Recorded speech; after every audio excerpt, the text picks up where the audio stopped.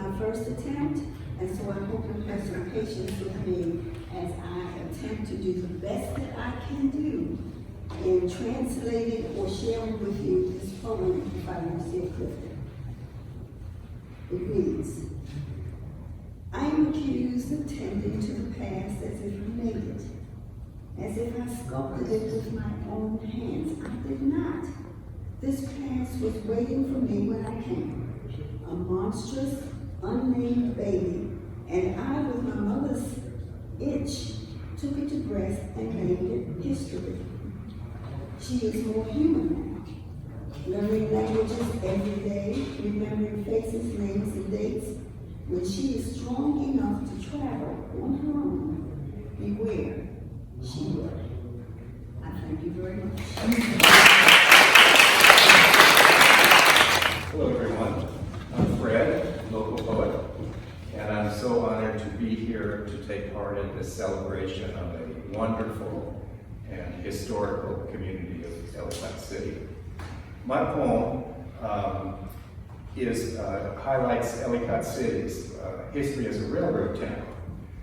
I've written a cycle of poems called Coal Train Poems, and these are actually about a train in part. You can think of the lead character, Coal Train, as being a talking train like Thomas the Tank Engine, okay? However, there's always an angle, and he shares his name with John Coltrane, the great jazz artist and apostle of liberation. So there is an underlying reference to the liberation agenda here. This one, though, is just a poem about World Coltrane's sort of, days out to pasture, and it's called Roundhouse Regrets. Coltrane's writing his memoirs on the back side of a spade. The Georgia Southern to Norfolk autos backed up for miles. That was a little respect. But the coal lying on the chassis, coal sleep like something out of hell. And he stayed there 20 years, while others slept with the flat cars. He hauled freight over mountains, praising the virtues of work. Who would ever read this? The shovel lay in the coal bin after the fires went out. Once in Ellicott City, they hung a flag on his nose and made him an armored train. They tried the same trick in Washington, but the flag fell off. Best was the B&O line. A siding and tender on his own, yet he threw it away. He was like that in his youth. He ran down babies, fruit carts, and cattle. Everyone got their turn. Now he lifts the phone and puts it down again. There's no one left to call. The fever charts on the desktop chime like the angel of death. And no place ever quite fit. The ones without droughts were rife with disease. The ones that lacked lice were hammered with hail. There are always so many Americas.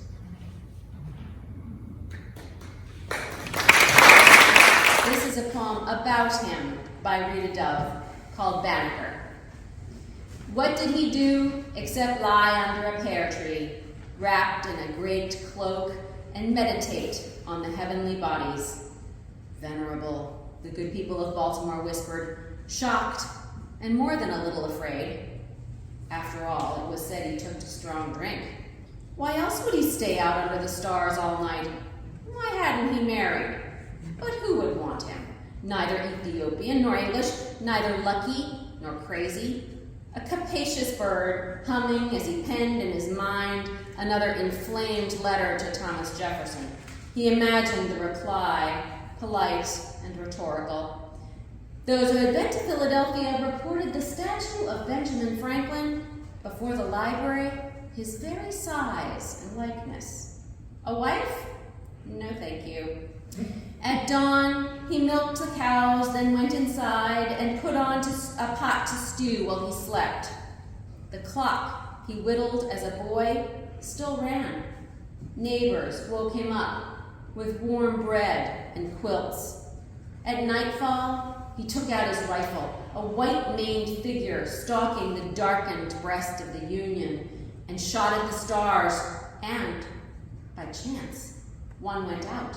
Had he killed? I assure thee, dear sir, lowering his eyes to fields sweet with the rot of spring, he could see a government's domed city rising from the morass and spreading in a spiral of lights. So it's a short poem, so I thought maybe I'd read it first in English, then in Korean, and then one more time in English. It's actually from this translated collection, and the entire collection is Korean on one side and English on the other side. And we have a poem here called Forest. Does the path leading to one tree go like this to another? Does it finally arrive at all the ultimate trees? The ideal beauty of one tree is so much like that of another. No end and no beginning. Green quivering for a moment, whose shadow are you? Soup. So there's one repeated word in the Korean. It says namu, which means tree in Korean. So you'll hear that a lot. 한 나무에게 가는 길은 다른 나무에게도 이르게 하니 마침내 모든 아름다운 나무에 닿게도 하니 한 나무의 아름다움은 다른 나무의 아름다움과 너무 비슷해. 처음도 없고 끝도 없고 푸른 흔들림 너는 잠시 누구의 그림자니? Does the path leading to one tree go like this to another? Does it finally arrive at all the ultimate trees? The ideal beauty of one tree is so much like that of another. No end and no beginning. Green quivering for a moment, whose shadow are you? Thank you.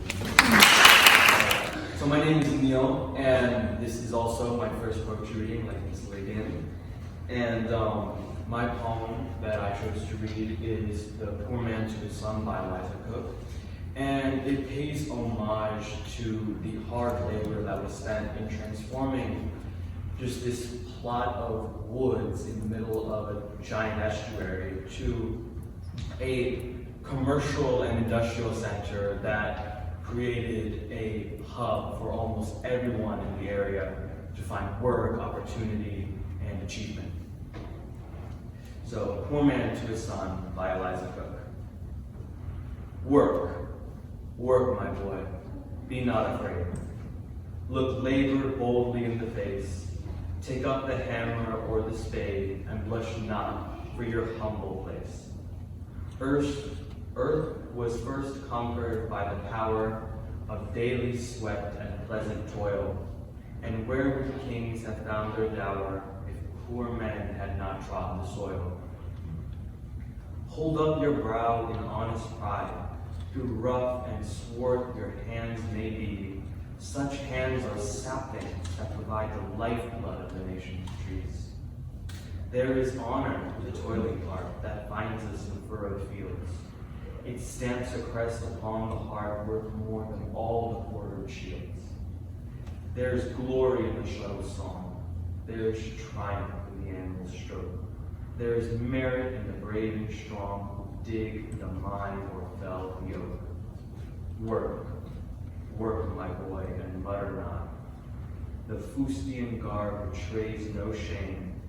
The grime of the forge that leaves no lot, and labor gilds the meanest name. Okay, the puzzle of the hound and the hare. When fancy skies have clothed the ground with a white mantle all around. Then with a greyhound snowy fair, in milky white fields we coursed a hare. Just in the midst of a champaign, we set her up, away she ran. The hound, I think, was from her then just 30 leaps, or 3 times 10.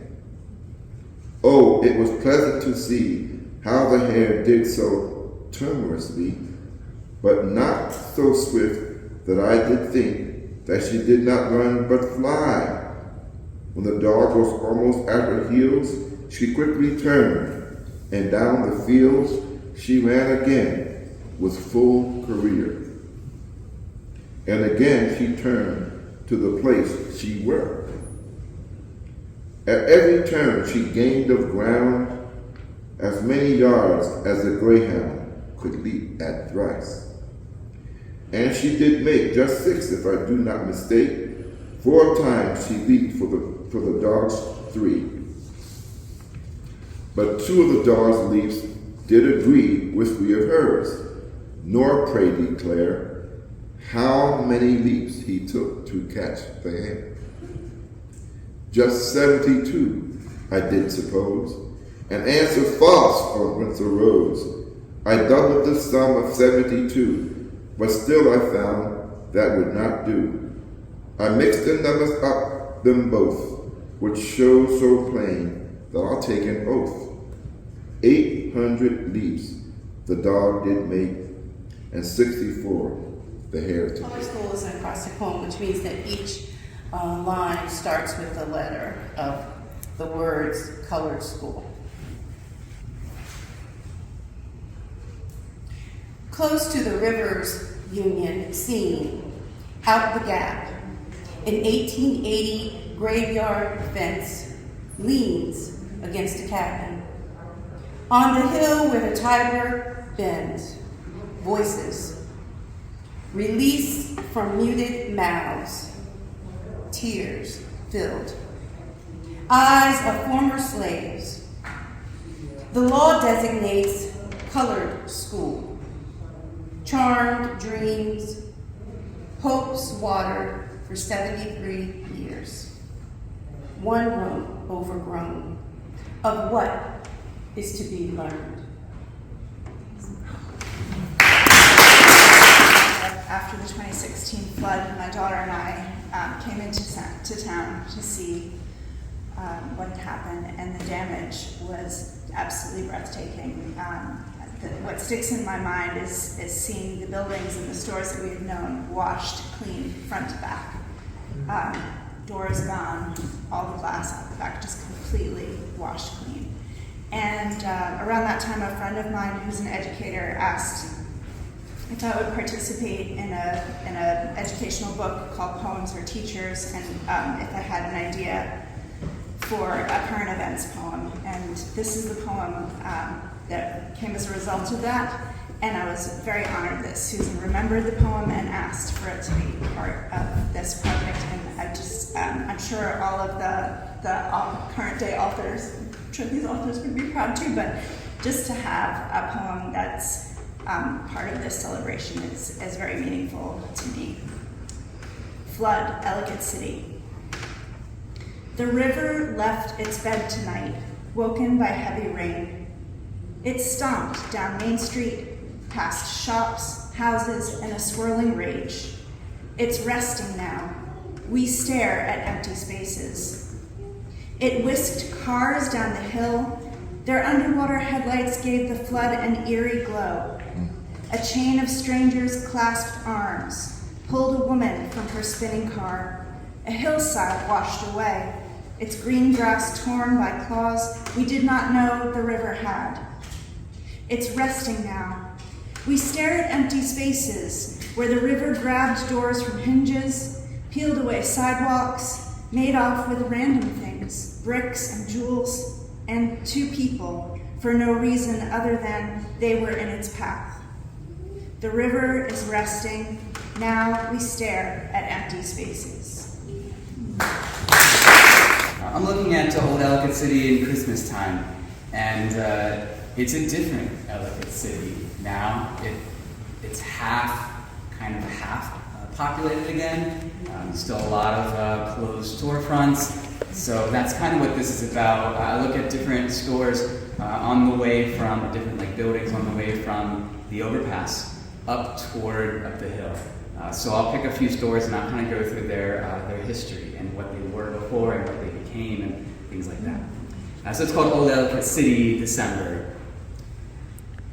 The sedimentary layers of storefronts over the Tiber.